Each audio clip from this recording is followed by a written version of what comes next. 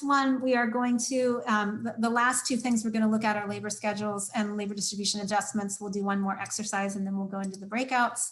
So labor schedules, this is labor schedules, how you set up charging for future pay periods. You do this by percentage. Labor distribution adjustments are by dollar amount. We'll talk about that next.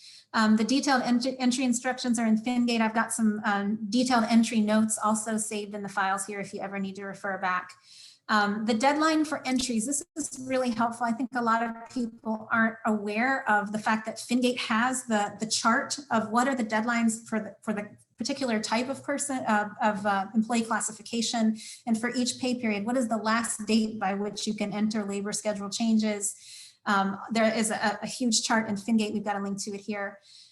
Make sure that you get the split right between direct charges and salary over the cap from your SalCap spreadsheet when you're setting this up. Make sure, check your labor schedule, the PI's labor schedule at least monthly, and set yourself a reminder when a project end date is cycling or you're approaching a closeout, so you can take a closer look at it and make sure that you're handling those transitions without anything hitting org suspense. And yeah, labor schedules of less than 100% are going to charge to suspense. So you're going to have to submit LDAs at that point. If it's swept, you're going to get a lot of additional charges. It's not going to be good. Labor distribution adjustments, this is for past pay periods. There's a 6-month time limit. That's a 6-month cost transfer policy.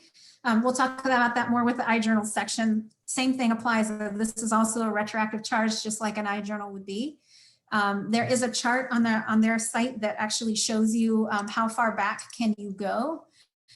Yeah, there's the links that Ben and Grace are offering. Thank you so much. You can go back actually 7 months, right? You have 6 months plus the month you're in. So right now we're in January. So we can actually go back to July 1st and make any changes that we need and directly charge the award. If you have to go back before July, you have to do a cost share award. You cannot direct charge the grant. If you really think you've got a strong justification that there was a reason that you think you still ought to be able to charge it directly, you're going to have to go through RMG compliance. They're going to have to determine whether they want to bring it to OSR for a special exception. Those are not frequently granted, but they're not unheard of. They do sometimes happen, but you'd have to have a really strong justification. Always move dollar amounts on these, and that's because inside the labor distribution module is everything. Their housing allowance, somebody's cell phone allowance could be on there, bonus could be on there. And so the percentage of the paycheck is not the same thing as the percent effort. And so you want to make sure you're moving dollars, not percents. And then I want to talk a little bit about the justification. So the justifications have to include how the expense benefits the PTA, how it's allowable, the allocation methodology if you're allocating between multiple PTAs, the reason it was charged incorrectly, reason for delay, and any that you have addressed any reasons that that it might have been to prevent it from happening again, essentially. So I've got out here some sample justifications to give you a starting point. And so I've got the research policy handbook section saying these things that we just talked about. These are the 6 things you've got to have in here. And if you don't have these, it will, OSR, post-award accounting, will sometimes stop these and push them over to RMG compliance for further review. So if you want your LDA to go through without being noticed, you want to include all these details. So you can use this as a starting point and then customize it for your specific situation. So you're always going to want to talk about adjusting to reflect PI effort. This is not, I charged the wrong account and now I'm switching it.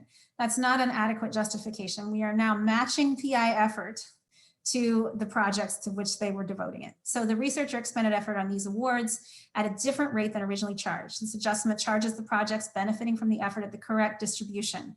And then you address that the PI's labor schedule has been adjusted for future charges, and make sure that you put the PIs aware of and approve the adjustment. Obviously, this should be happening after you've had a discussion with the PI about that. So there's a couple of versions of those. Then there's some ones that are a little more complicated. Sometimes you have to do an overhaul and you have to go back multiple years. We've got some examples for that. And just simple situations like maybe a bonus. I actually think that Oracle's been updated so the faculty bonus cannot even charge to sponsored projects anymore, but it used to be that they could, but they're not allowable on sponsored projects. So you might have to move the bonus comp off, and then you just say that the researcher was paid on the sponsor award using an unallowable expenditure type, and we're moving it to an unrestricted fund per the policy.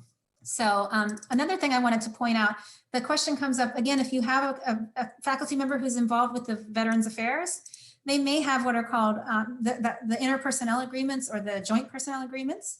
And so here's some policy information again from Donna Mahood, and shout out to Ben Long for helping me find this answer.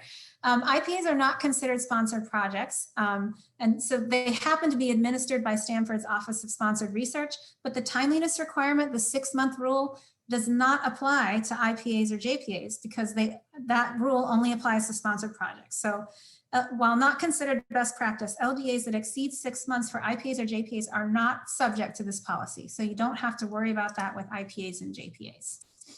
So the other thing I want to show you, this is a really nifty worksheet. I had a participant in this class. This is like his top takeaway from all 8 sessions. This is his favorite thing of the whole class, is this LDA calculation worksheet. And this is what happens when, like in this example, I've got $300 left on the project and the PI says, you know what, my program administrator has been working a lot on closeout and getting my subawards finalized and managing my publications. Any additional funding should be put to her effort. So I've got $300 left, but how much salary can I move to actually charge $300 to this grant? This is a nifty little calculator that'll actually calculate, okay, because when you do salary, so you do $100 of salary, well, there's vacation accrual on it. Then there's a fringe benefit of 29%. So you get to that 140, and then you've got TGP of 3.25, and then you've got converged communication of 3%. And then you've got, there's your total, and then your indirects on top of that. So how much can I actually charge this project without overdoing it? So if I do 125, I'm okay. But if I do 130, I'm going to overrun the project. So this is a really nifty tool to get you to, the PI's wishes for, and again, I would do this after the PI told me this person was putting in extra work, and I would focus it on non-key personnel, just anybody who was working on the project to wrap it up to get to this final number. This is a really useful little tool to kind of calculate your output.